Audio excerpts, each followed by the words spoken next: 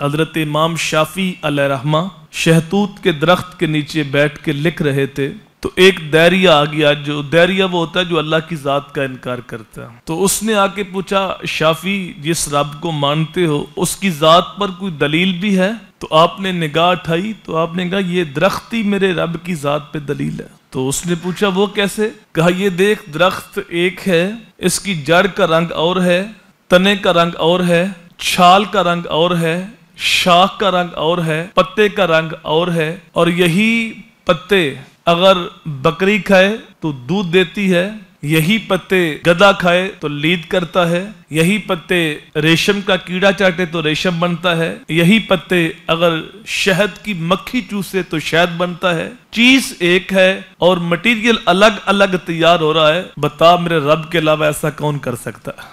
ایک ایک چیز اس کی ذات کی گواہی دیتی ہے.